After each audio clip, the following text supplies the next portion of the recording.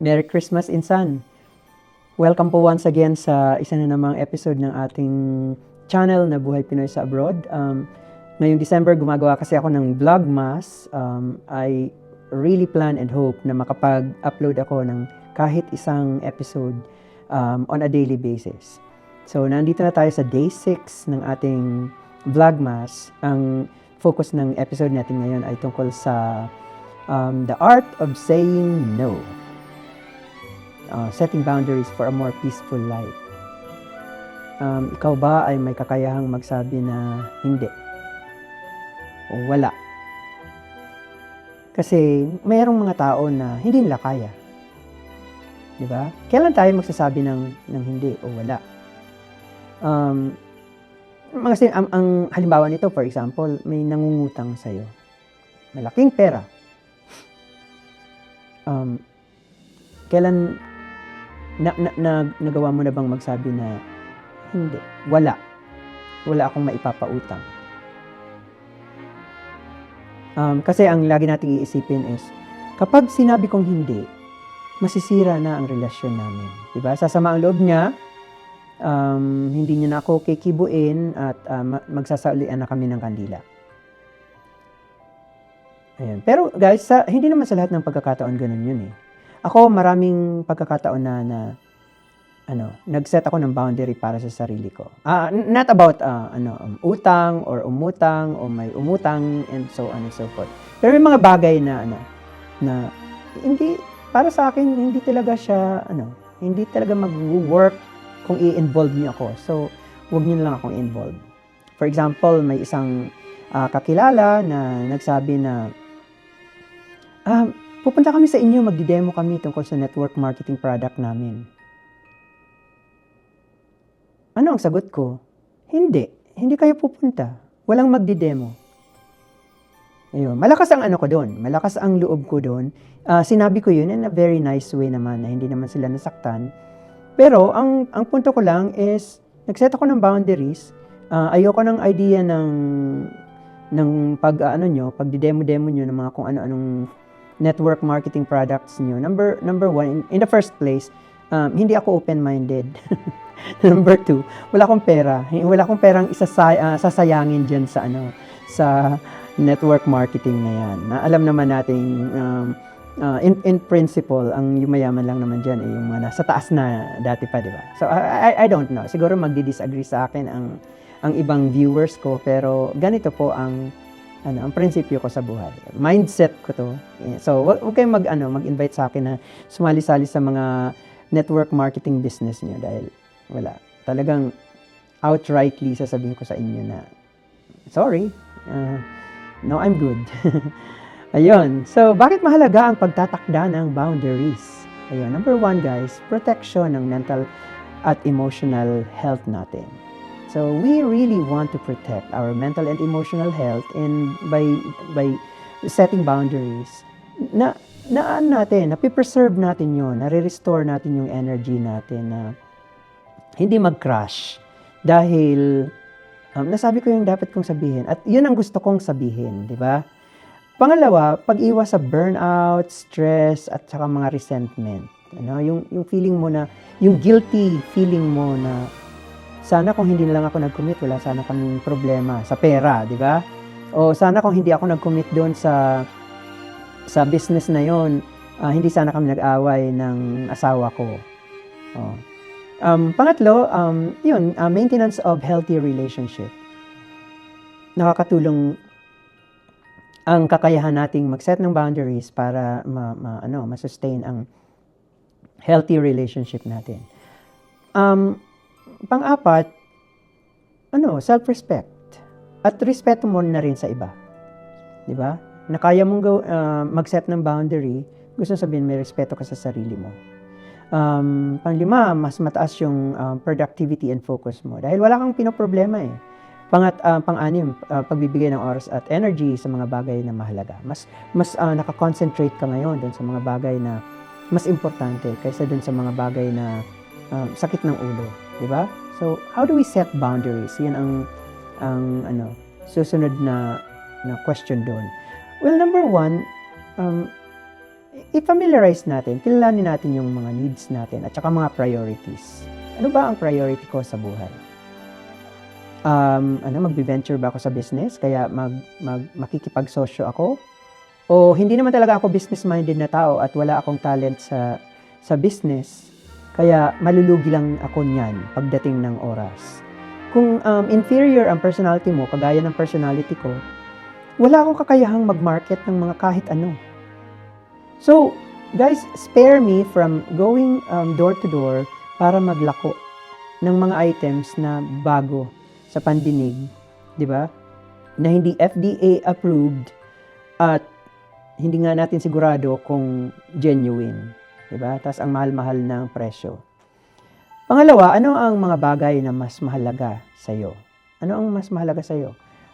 Pamilya, pera, savings, goal sa buhay, gusto kong makapagpatayo ng bahay, gusto kong mag-travel. Kailangan nating i-clarify yun sa sarili natin. Ang isa pa is, ano ang mga limitations mo? Diba? Sabi ng potential business partner mo, uy, pare, maglabas ka lang ng mga 50,000. Pwede na yan. Teka, 50,000, magkano ang sweldo mo? Kaya mo bang ilabas yan right away? Hindi, umutang ka lang sa Bombay. Diba? So, nagsuggest pa sa'yo. So, mga limitations na to, guys. Ang okay lang sigurong umutang. The idea of utang is a good idea. Pero, ang tanong, kaya mo bang bayaran? Diba? Hanggang kailan mo babayaran? Baka naman, naghihingalo ka na, hindi mo pa nababayaran yung utang mo. At saka,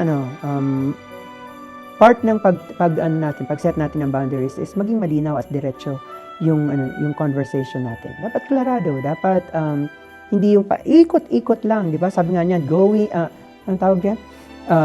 Getting around the bush. Na paikot-ikot lang. Parang hinihilo ka lang. Tapos kapag hilo ka na, oo ka na rin lang. Di ba? Isa pa is, pag nagsiset tayo ng boundaries, gumamit tayo ng I statements. Kailangan ko ng oras para sa sarili ko. Kailangan ko ng oras para sa pamilya ko. Wala akong maipapahiram kasi kailangan ng pera ng pamilya ko. Pang matrikula, pambayad namin sa ganito, sa ganyan, and so on and so forth. So, gumagamit ka ng I statement. Mas resounding yon, mas powerful yon. Ang isa pa is maging consistent sa pag-set ng boundaries. Huwag yung nag-set ka ng boundaries dito, give up mo yung boundary mo dyan. Di ba? Ang pinakahuli is huwag magpapadala sa guilt trips of peer pressure na tinatawag na, yung mga kapitbahay natin, lahat sila nag-invest na. Mag-i-invest na rin tayo. Mahirap yung ganun. Mga practical tips para sa pag-set ng boundaries o pagsabi ng hindi. Number 1, magpasalamat at magbigay ng maikling paliwanag. You have to really try to justify yourself. Hindi kita mapapahiram. Pasensya ka na, Mare, hindi kita mapapahiram kasi, say it. Spit it out. Say it loud. Di ba? Or, may nag-aalok sa'yo ng business, sasabihin mo, salamat sa pag-alok, pero kailangan kong mag-focus sa isa pang activity na nauna ng or sa goal ko, di ba? Or ang isa pa is mag-alok ng alternative kung maaari. Halimbawa, imbis na nanghihiram sa iyo, ba't hindi ka nalang manghiram sa bangko? Ba't hindi ka nalang manghiram sa isa pang lender na nag-accept ng collateral, di ba? Kasi kung wala ka talagang maipapahiram, wala ka talagang maipapahiram. Kahit anong pilit. Ang isa pa is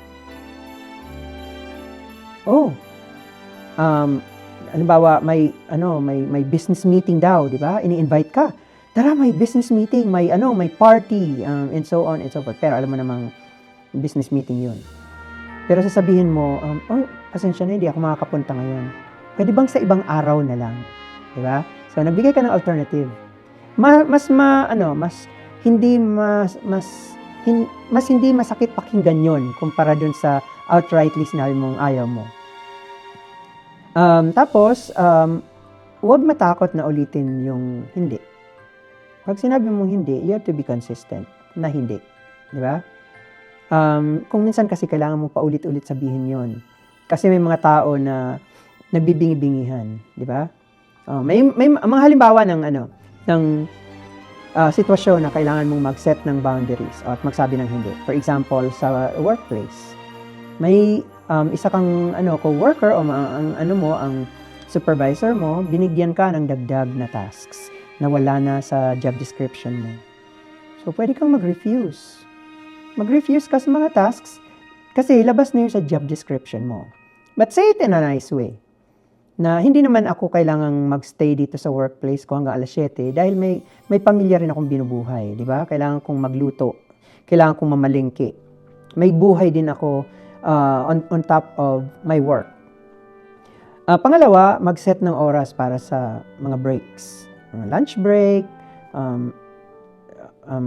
snacks. Ako, for example, may isang insurance agent na pumunta sa workplace.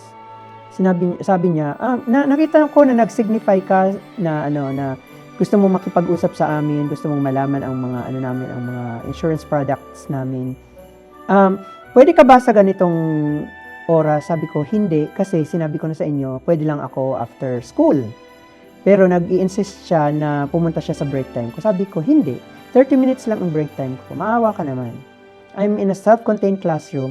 30 minutes lang ang lunch break ko. Hindi mo pwedeng kunin ang lunch break ko para sa marketing mo, sa marketing presentation. Sabi niya, pwede bang sa weekend na lang? Sabi ko, no, thank you.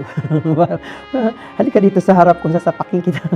Parang, di ba, ang sama ng tono niya na, hello, hindi na nga pwede yung break time ko, bubulabugin mo pa ako sa weekends ko. Lalong hindi pwede yon.